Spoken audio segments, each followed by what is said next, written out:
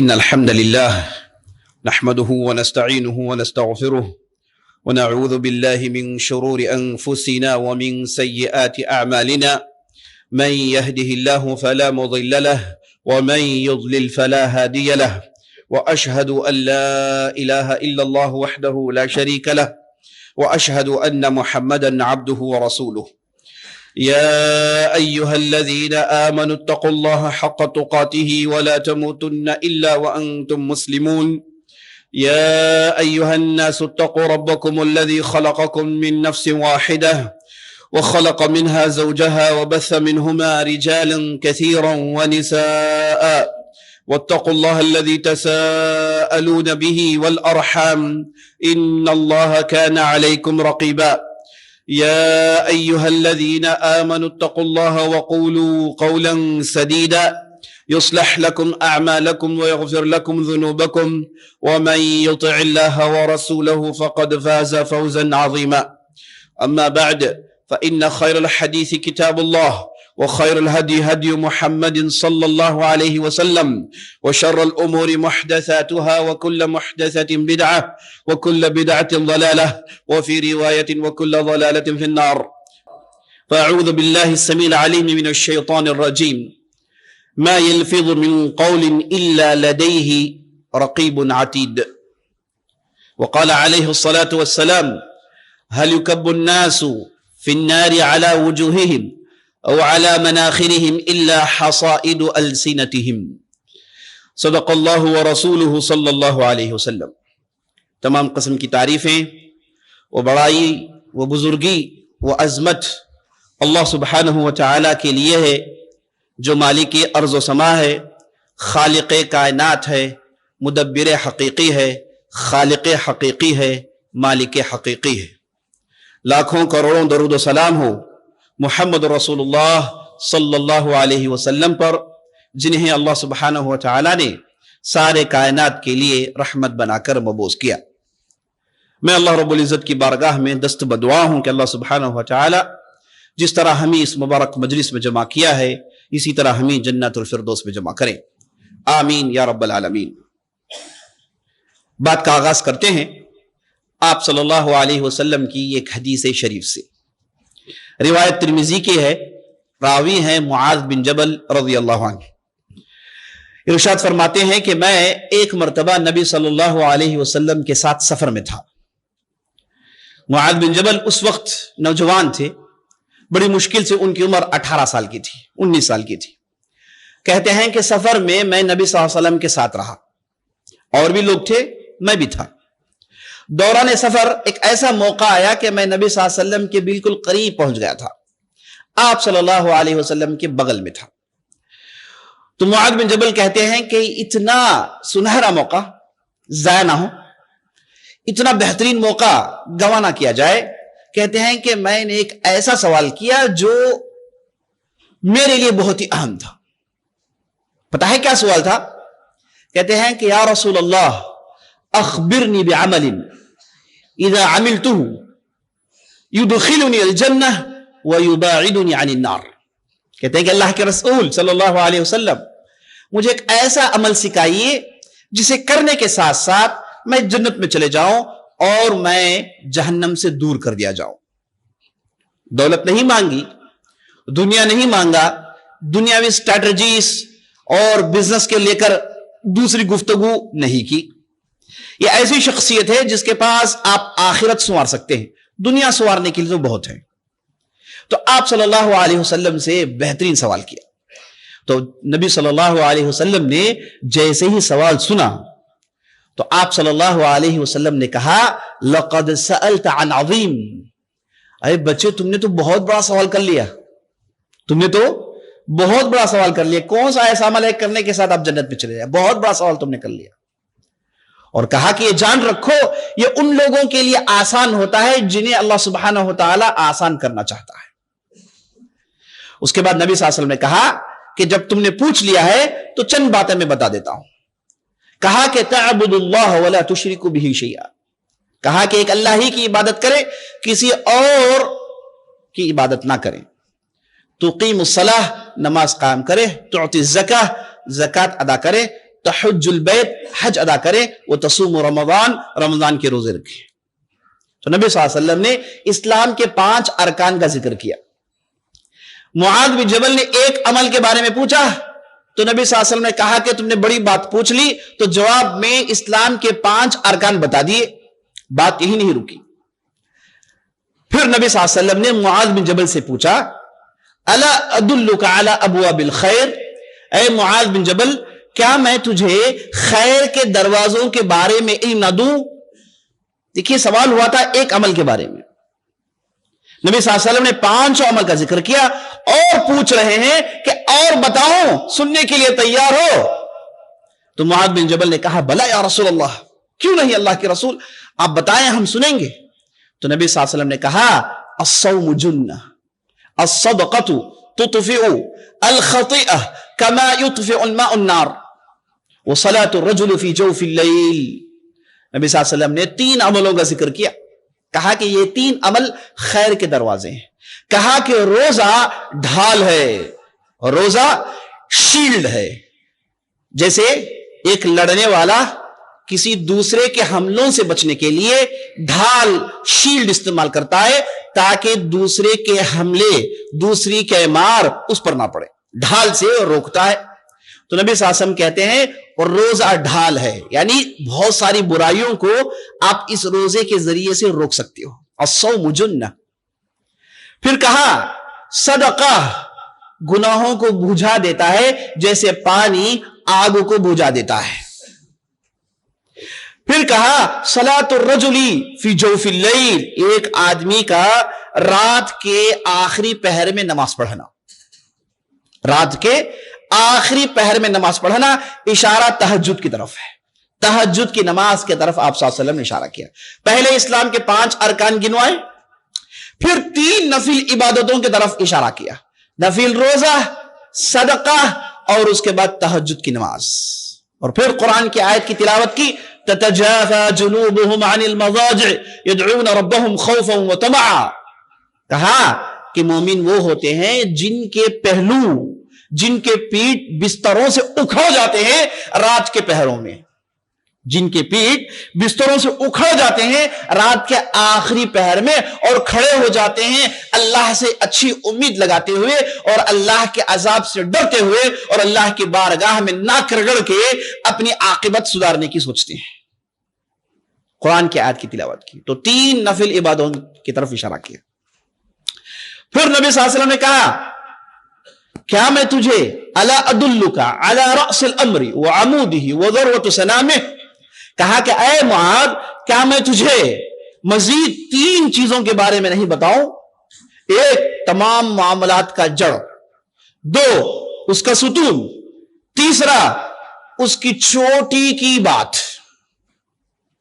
تو معاذ بن جبل نے کہا اللہ کے رسول بتائیے ضرور۔ تو نبی صلی اللہ علیہ وسلم نے کہا رأس الامر الاسلام، تمام معاملات کی بنیاد، معاملات سے مراد دنیا جو چل رہی ہے، جتنے بھی معاملات ہیں اس کی بنیاد اسلام ہے۔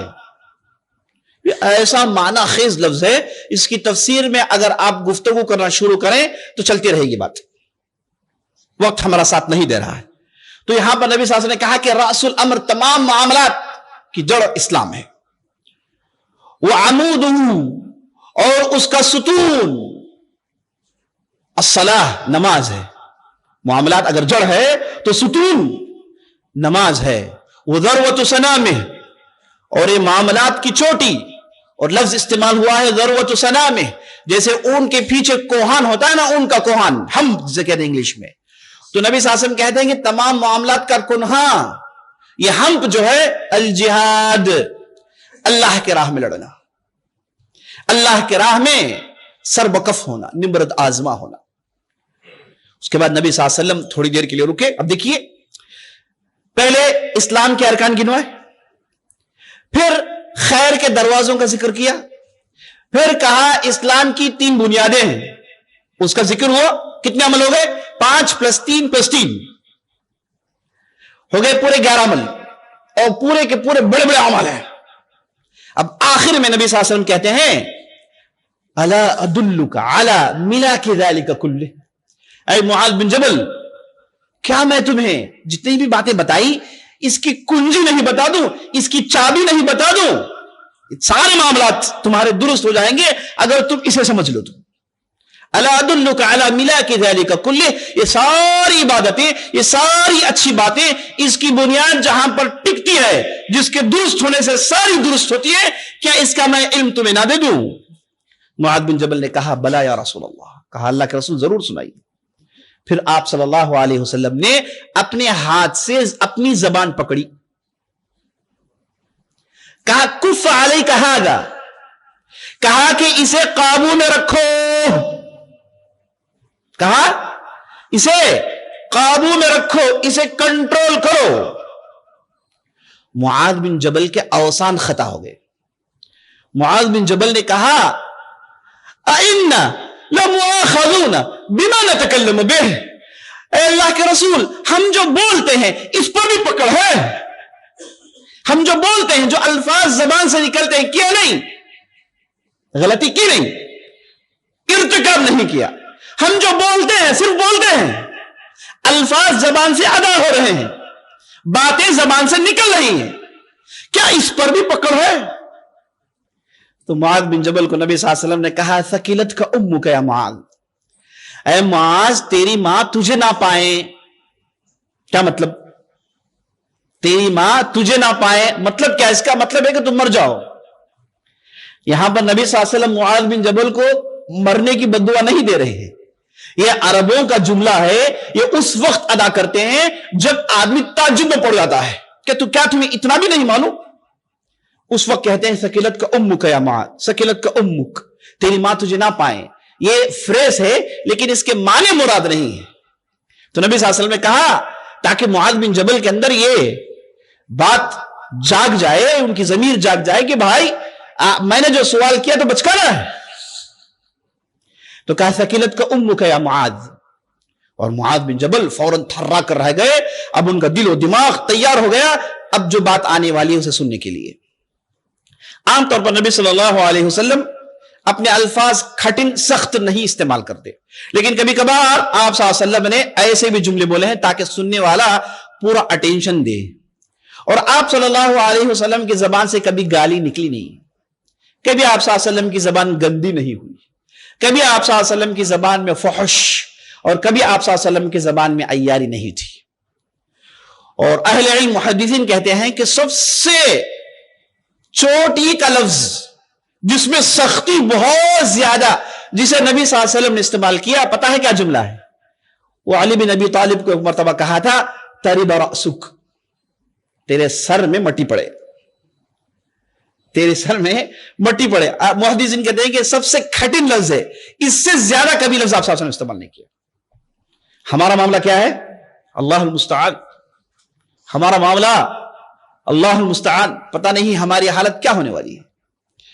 تو نبی صلی اللہ علیہ وسلم نے معاذ بن جبل سے کہا ثقلت کا امک, اے معاذ تیری ماں تجھے نہ پائے. اور پھر کہا هل يكب الناس في النار على وجوههم او على مناخرهم الا حصائد السنتهم. کہا کہ اے بھائی تم کہاں کھوئے ہوئے ہو, لوگوں کو جہنم میں ان کے سر کے بل, ان کے ناک کے بل ٹھونسا جائے گا, اور اس کی وجہ ان کی زبان کی کمائیاں ہیں. اس کی وجہ انہوں نے جو کمائی ہے نیکیوں کو برائیوں کو, جو کھاتا انہوں نے بڑھایا ہے, وہ کہاں سے بنا ہے؟ اسی زبان کے استعمال کی وجہ سے. یہ زبان کی مصیبت کی وجہ سے جہنم میں لوگ بڑی تعداد میں جائیں گے. یہاں پر نبی صلی اللہ علیہ وسلم کی حدیث ختم ہوتی ہے. معاذ بن جبل تعجب میں پڑ گئے, کہا کہ جہنم میں بڑی تعداد صرف اور صرف زبان کی غلط استعمال کی وجہ سے جائے گی. اللہ اکبر, اللہ حفاظت فرمائے. یہ جو زبان ہے ایک بہت بڑی نعمت ہے کہ نہیں, جس سے آپ نماز پڑھتے ہیں, ذکر و اذکار کرتے ہیں, اچھے کام کرتے ہیں, اچھی بات بولتے ہیں, لوگوں کو اللہ کی طرف بلاتے ہیں. بہترین چیزیں اس زبان سے ہوتی ہیں. جہاں یہ زبان نعمت ہے, اسی کے ساتھ ساتھ یہ بھی جان لیجیے ایک بہت بڑی نقمت ہے, مصیبت ہے. جہاں نعمت ہے وہاں نقمت بھی ہے. ایک ایسی ننگی تلوار کی طرح ہے, اگر کسی نے اسے استعمال کرنا نہیں سیکھا اور اس نے استعمال کرنا شروع کیا, دوسروں کو نقصان پہنچانے سے پہلے خود اپنے آپ کو کاٹ لے گا. ایک تلوار ہے، آدمی کو استعمال کرنا نہیں آتا، اس نے اٹھا لی اور چلا رہا ہے، دوسروں کو کاٹنے سے پہلے خود اپنے آپ کو کاٹ لے گا، کیونکہ چلانا نہیں جانتا نا، خود اپنے آپ کو نقصان پہنچائے گا۔ تو زبان کی عزیز ساتھیوں بزرگوں یہی معاملہ ہے کہ یہ بڑی بڑی مصیبتیں لے کر آتا ہے۔ آپ صلی اللہ علیہ وسلم کی دوسری روایت سن لیجئے، یہ بھی ترمذی کے ہیں۔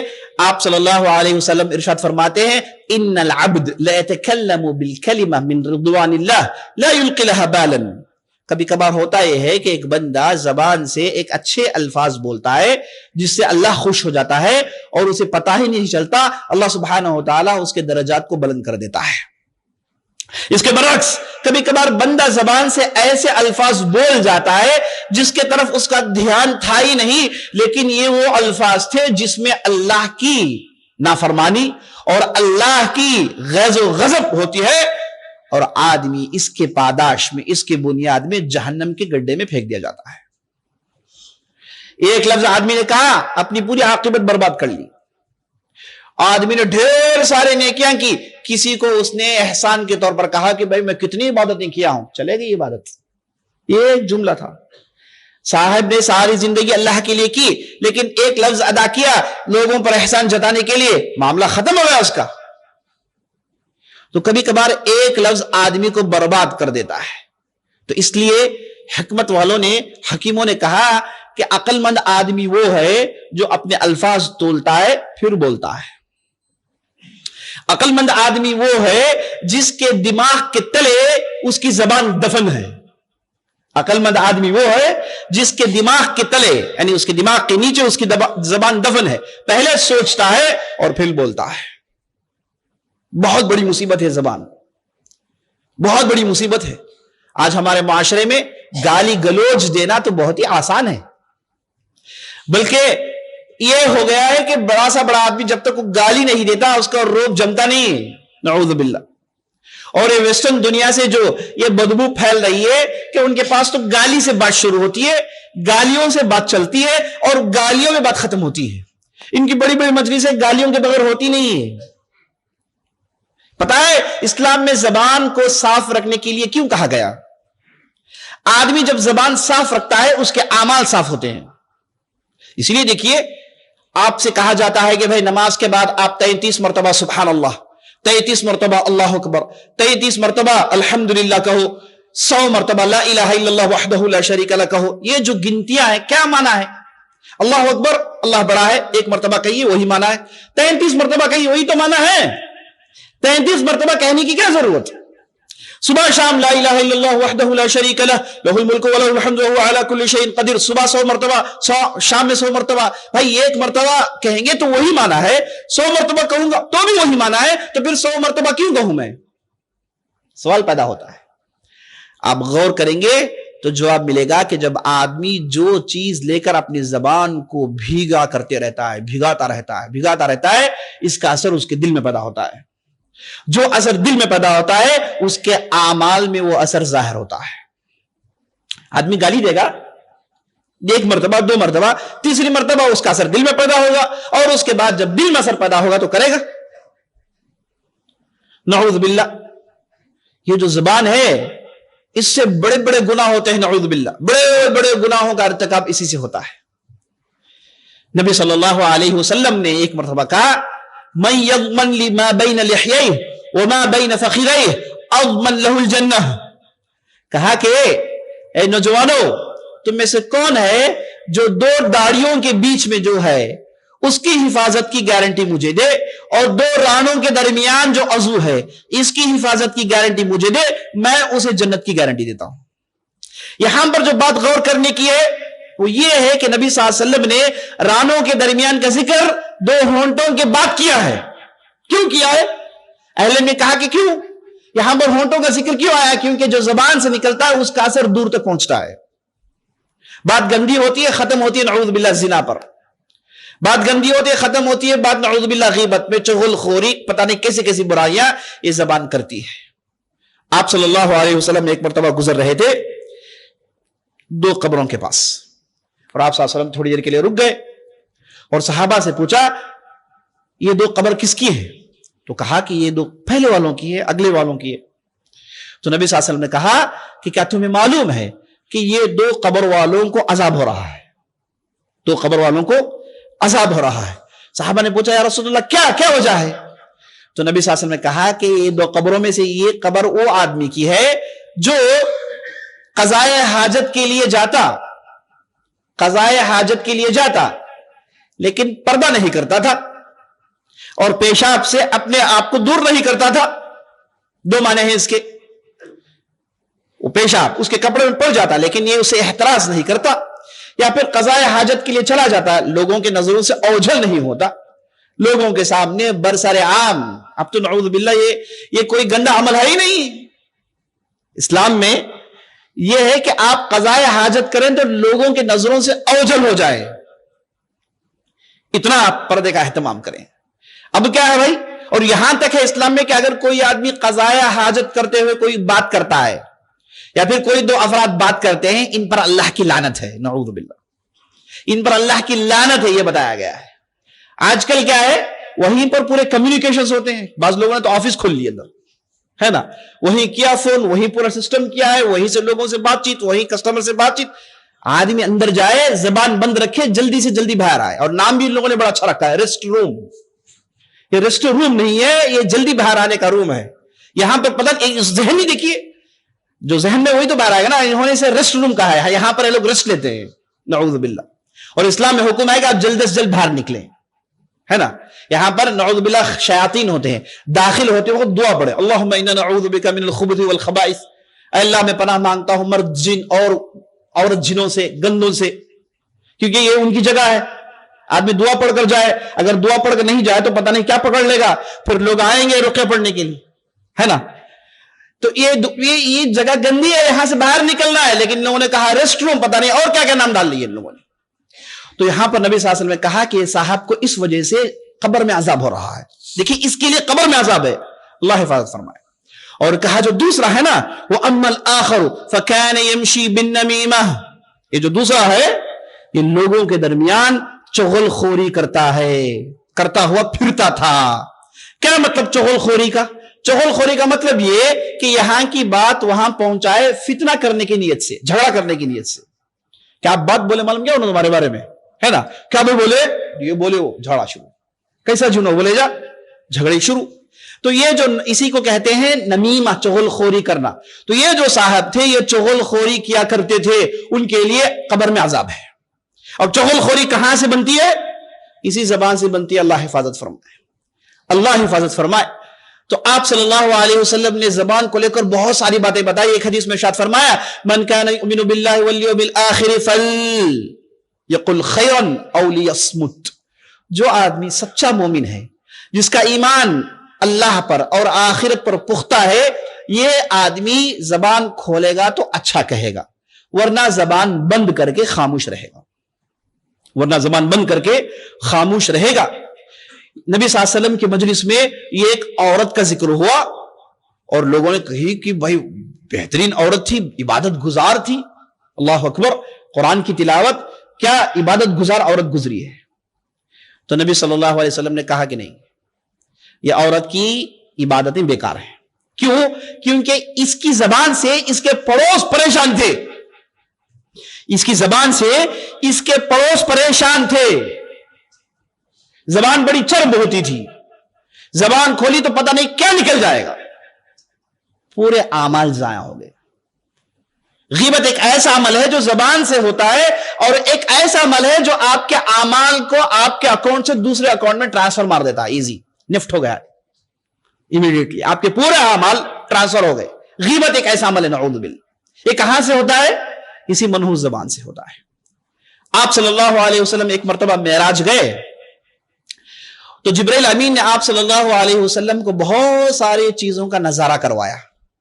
ایک جگہ پہنچایا تو یہ دیکھ رہے ہیں کہ ایک صاحب ہیں، ان کے اوپر ایک فرشتہ کھڑا ہوا ہے، وہ ایک چاقو سے یہ صاحب کے اس طرف کے جبڑے کو پھاڑتا ہے جو بالکل پیچھے تک پہنچا دیتا ہے.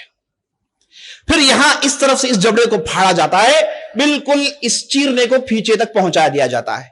تو یہ 2 جبڑوں کو پھاڑ دیا جاتا ہے. یہ آدمی چیختا ہے، درد سے چیختا ہے، پکارتا ہے.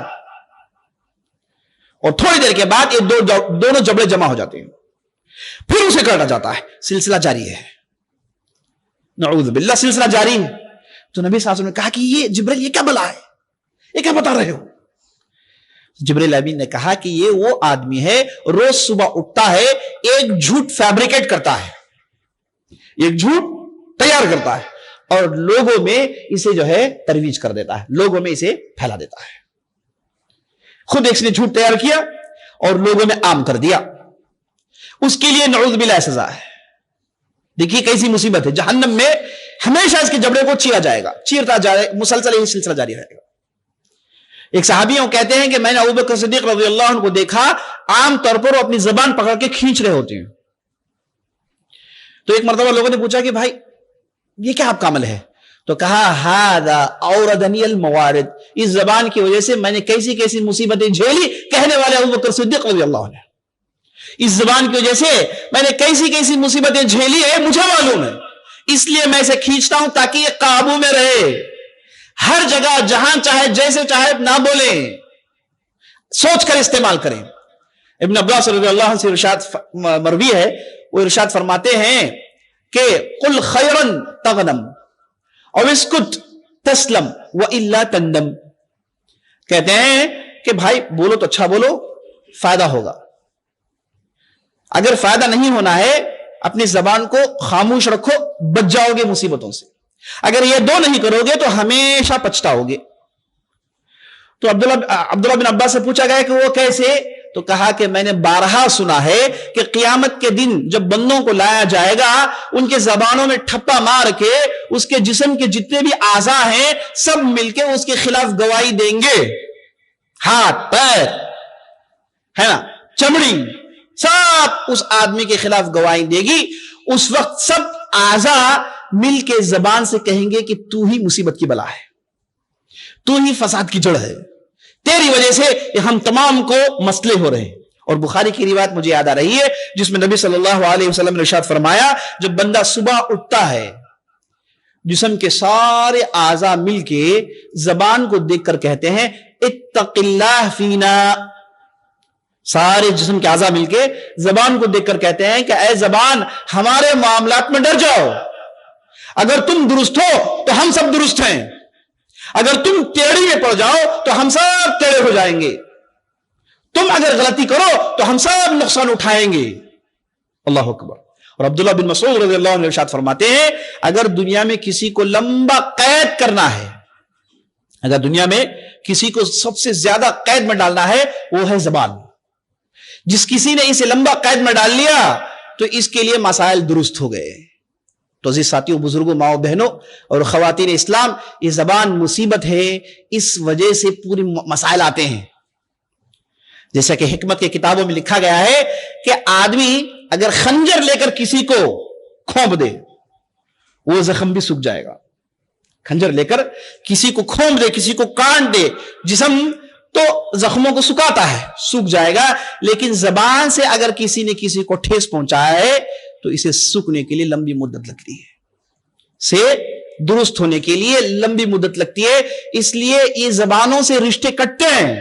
یہ ایک جملہ کہا اور پتہ نہیں کتنے سالوں سے گفتگو ختم ہو گئی، ایک جملہ کہا پورا خاندان ٹوٹ گیا۔ تو اس لیے یہ ہمارے معاشرے میں عام ہے کہ لوگ بغیر سوچے سمجھے اپنی زبان کو چلاتے ہیں، اور بول دینے کے بعد، کہہ دینے کے بعد، کر دینے کے بعد میں بیٹھ کے سوچتے ہیں کہ ایسا نہیں بولتا تو کتنا اچھا ہوتا، ایسا نہیں کرتا تو کتنا اچھا ہوتا۔ لیکن زبان سے تو نکل گئی نا بات، زبان سے تو بات نکل گئی، جو بات نکل گئی ہے اسے آپ پکڑ نہیں سکتے۔ جیسے تیر کمان سے نکل جائے تو دوبارہ اس تیر کو آپ پکڑ نہیں سکتے کیونکہ وہ کمان سے نکل گیا ہے، اسی طریقے سے اگر آپ کی زبان سے باتیں نکل گئی تو واپس آپ لے نہیں سکتے۔ بڑی مشکل سی بات ہے، بڑی مشکل کی بات ہے۔ تو اس لیے عزیز ساتھیوں، بزرگوں، آج جمعے کے اندر پیغام آپ حضرات کے لیے، میرے لیے سب سے پہلے یہ ہے کہ ہم زبان میں جو الفاظ لاتے ہیں اسے سوچ سمجھ کر لائیں اور الفاظ صحیح درست استعمال کریں۔ اور نبی صلی اللہ علیہ وسلم نے پوری زندگی صحابہ کو یہی تعلیم دی، جہاں کہیں بھی غلط لفظ استعمال ہوا کہا کہ روکا، کہا کہ ایسے مت کہو، اس کا معنی دوسرا ہے۔ ایک صحابی ہے، دیکھیے سبحان اللہ، اس سے اپنی بات ختم کرتا ہوں۔ ایک صحابی ہے، آ کر نبی صلی اللہ علیہ وسلم سے کہا، نبی صلی اللہ علیہ وسلم سے کس معاملے میں مشورہ پوچھا، اور نبی صلی اللہ علیہ وسلم مشورہ دیا، اور جب مشورہ سننے کے بعد وہ اٹھ کے جا رہے تھے، انہوں نے کیا کہا؟ کہا ما شاء اللہ وشئت، کہا وہی ہوگا جو اللہ چاہے اور آپ چاہے۔ نبی صلی اللہ علیہ وسلم نے کہا رکو بیٹھو، کہو ما شاء اللہ ثم شئت، کہو کہ اللہ جو چاہتا ہے پھر جو تم چاہتے ہو۔ نبی صلی اللہ علیہ وسلم نے کہا کہ اور مت کہو، کہو پھر، اور پھر کیا فرق ہے؟ اور کہیں گے تو یہ امکان ہو سکتا ہے کہ دونوں برابر ہیں، اللہ جو چاہے اور آپ جو چاہے، تو ہو سکتا ہے کہ دونوں ایک مرتبے میں ہو، اور واو اور جو ہے اس زبان میں اسی لیے استعمال کرتے ہیں، جیسے کہ وہ آئے اور وہ آئے، مرتبہ فکس نہیں ہوتا، ادھر دونوں ہو سکتا ہے کہ مرتبے ہو جائے، امکان ہے۔ کہا کہ نہیں، کہو پھر، تاکہ مرتبہ فکس ہو کہ پہلے اللہ ہے بعد میں ہوں۔ الفاظ دیکھیے، نبی صلی اللہ علیہ وسلم نے الفاظ اور لوگوں کو درست کیا ہے، اور کتنے ایسے واقعات ہیں ہم سیرت کی کتابوں پڑھتے ہیں، احادیث میں ہے، جہاں پر اللہ اکبر زبان کو لے کر کتنی ساری باتیں بتائی، اور اللہ نے قرآن میں ارشاد فرمایا ما يلفظ من قول الا لديه رقیب عتید، ایک انسان جو کچھ بھی بولتا ہے اسے نوٹ کرنے کے لیے ہم نے مضبوط فرشتے بٹھائے ہیں، نوٹ کرتے رہتے ہیں۔ لفظ زبان سے نکلے، حساب کتاب شروع، نہیں نکلا دلی میں بات تھی، کرنے والے تھے نہیں کیا، کوئی معاملہ نہیں، کچھ کہنے والے تھے نہیں کیا، دل میں بات آئی، بولنے والے تھے لیکن روک لیا اپنے آپ کو، کوئی مسئلہ نہیں، چاہے معاملہ کتنا ہی گھنا ہونا ہو، لیکن زبان سے نکل گئی تو پھر اللہ حفاظت فرمائے، مصیبتیں کھڑی ہو جاتی ہے۔ اللہ تعالیٰ سے دعا ہے کہ اللہ سبحانہ وتعالیٰ ہم نے جو بھی کہا، جو بھی سنائے، اس کے مطابق عمل کرنے کی توفیق بخشے۔ سبحان ربک رب العزت عما یصفون وسلام علی المرسلین والحمد للہ رب العالمین۔